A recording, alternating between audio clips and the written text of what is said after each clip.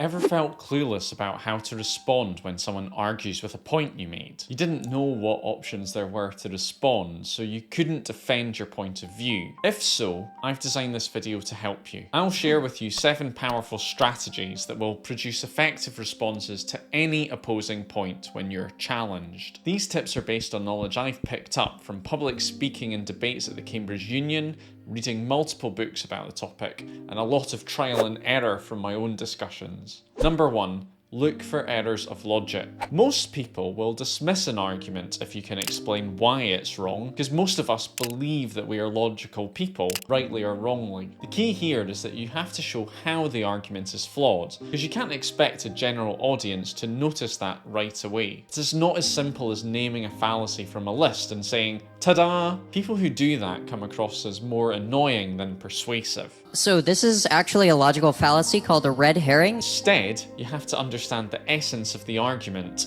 and explain to the audience why the logic doesn't stack up. 1 parsec, sir. Close enough to smell them. That is illogical, Ensign. Odors cannot travel through the vacuum of space. But look at this if you don't know how to start. It's a list that I've taken from the book Winning Debates that shows you what logical mistakes people might make and how to explain them. So bin the list of fallacies like ad hominem, begging the question. You don't need to know any of that, and focus on how you explain whether an argument actually holds water or not. You'll have more success that way. 2. Question their sources. Nowadays, people often state facts without checking if they're real. So if you realise your opponent's argument is unverified, be prepared to call them out. In general, we like it when we think that our beliefs are supported by facts, and we especially dislike it when people come across as if they don't know. I think it's right that a public service broadcaster should be brought into question and should be, particularly when it's a receipt of taxpayers' money. Channel 4's not like the BBC. No. It makes its money from commercial operations. And so, although it's, and The more facts you check before a debate, the stronger your position will be when challenged. If they can't immediately explain where their facts came from, the audience will doubt their objection, and that will protect your argument. For that reason, I always have a rule to know the sources of the facts I'm saying, and I always find it helpful to remember I don't need to be the world expert. I just need to know the evidence better than the person objecting to me. 3. Counterexamples. A well-chosen counterexample can dismantle an entire argument. This can be a very slick way of defending against an objection while simultaneously exposing the flaws of your opponent's argument. Even an accomplished public speaker like Jordan Peterson can get absolutely rinsed by this tactic, like so. Making people bake a cake for a gay wedding. Making them do it? Yeah.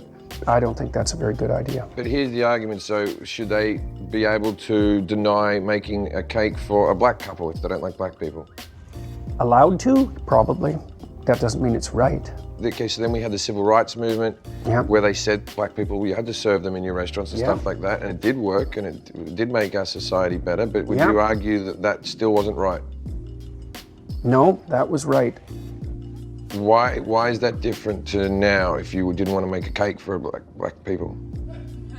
This is a clue that will tell you a counterexample is your best response when you notice your objector is trying to claim a universal truth. One counterexample where that doesn't apply and their whole position is in tatters. Like this journalist probably did, you should prepare your counterexamples in advance, based on your research of the opposing arguments. He knew Peterson could claim that it was always wrong for government to force compliance with the laws, so he found an example that no one would think was wrong today. So prepare your counterexamples, then deploy them like a booby trap for your opponent. I like this tactic for 2 reasons. 1, anyone can learn it. It proves that eloquence is not a matter of natural talent, and it improves your listening skills, because the better you understand the weakness of the opposing argument, the more focused your counterexamples will be. Concede the smaller point, claim the bigger one. I do jiu-jitsu in my spare time, and there's an idea about using your opponent's momentum against them, and so I couldn't resist getting this into a video. Conceding is a strategic play. You keep your larger argument intact and gain the advantage of seeming intellectually honest. When you concede a small point,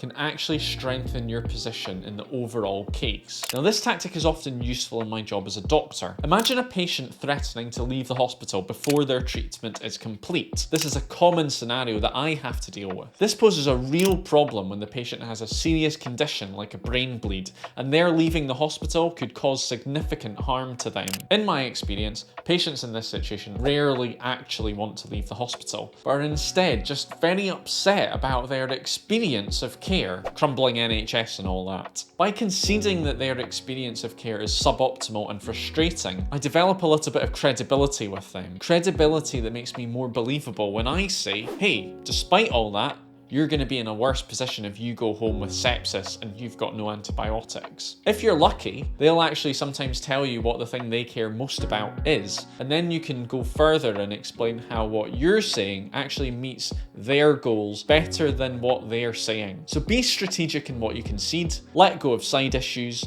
build trust, and you'll lend credibility to your overall stance. Frame the objection with a label. Framing is about how you use language to shape perception. Framing an objection with a specific label can help you control the narrative and influence how your opponent's objection is received. Debates about abortion being pro-choice or pro-life are a good example of this, as those are the only two positions you can take on the issue, so we think. That's framing being used in a polarizing way, which I think is very negative. But you can frame in non-polarizing ways as well, even on divisive issues. An example is Trump and his proposed re-election to the White House. If someone objects that that would be a good thing because, hey, look at what's happening in China, you could frame that objection as ignoring the real point about the importance of democratic handovers, how the integrity of democratic transfer of power makes American democracy strong, and how Trump's election might weaken America's position with China instead. Framing can be more powerful than a direct refutation because of how subtle it is. In order to frame well, you need to understand the audience's pre-existing beliefs. If you're talking to scientists, you might want to emphasize the unproven nature of the objection. If you're debating with centrist voters, you might want to label the objection as coming from an extreme viewpoint. Framing works best when there's a grain of truth in the label. And when you see that many of the disagreements in the media are not disagreements of substance, but disagreements about framing and labeling. Learn how to frame and you can shape those discussions much more effectively. 6. Attack the relevance. Questioning an objection's relevance can quickly neutralize its impact. That's the secret behind one of the most powerful two-word responses to an argument. So what? And if there's no easy answer to that, it's an irrelevant objection. That was Ronald Reagan. Okay, so?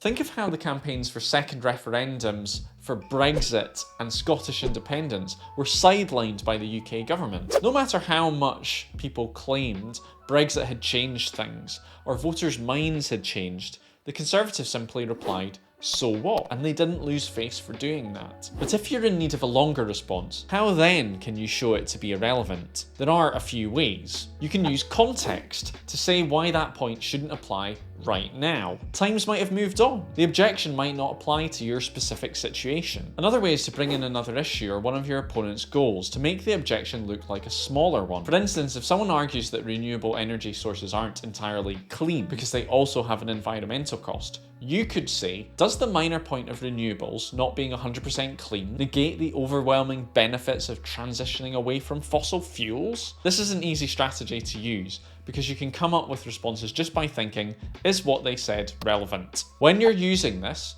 you have to make sure your issue really is more relevant, or you will look like you're using the what about tactic to dismiss points. It suggests that you're avoiding the objection rather than confronting it, which weakens your credibility. In difficult moments when all else fails, I always hold on to the following reminder: an irrelevant objection, no matter how well articulated, is still irrelevant. Don't let that point derail you. Demand specific explanations. Giving your opponent more space to make a mistake you can pick up on is always a good idea. A really simple yet effective way to respond to an unexpected objection is to make your opponent explain themselves. By doing so, you're buying yourself time to think, while implicitly suggesting to the audience that the objection was confusing and needs clarification. I want to hear let's at least hear the argument. Let's hear it. Let's hear it. Go. So explain how that's woke.